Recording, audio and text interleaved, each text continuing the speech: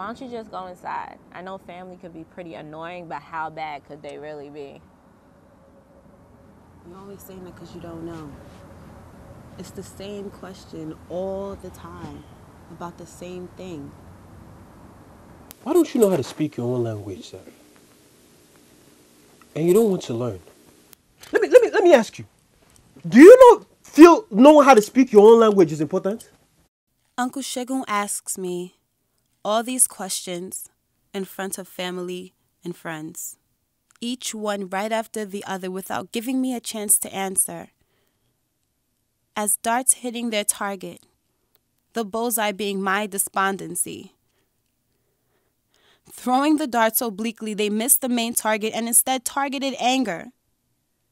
If I were presented with the opportunity to answer, what would I say? They stare me up and down with pity in their eyes and frowns as though they were attending a child's funeral. When you refer to they, you know it's all of them. Every Yoruba man or woman I have ever stumbled upon. At times, even my parents stand there agreeing with them as if this was some evil plan of mine. I stand there on an empty stage without a gift or talent to give my audience. And if I did, would they appreciate it? Lost for words, or perhaps rather I choose not to use any, because if these are not words from Yoruba culture, perhaps I have lost my culture altogether. And to know a few words is just the same as not knowing any.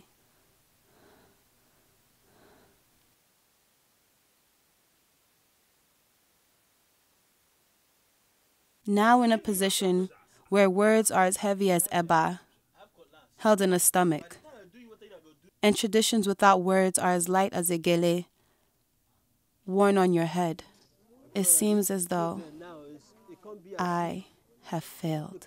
To speak Yoruba would have to be a choice, with me being the mastermind behind it. Not because I feel like I've lost my culture, but because I feel like I can gain so much more from it. So much more from knowing my tradition.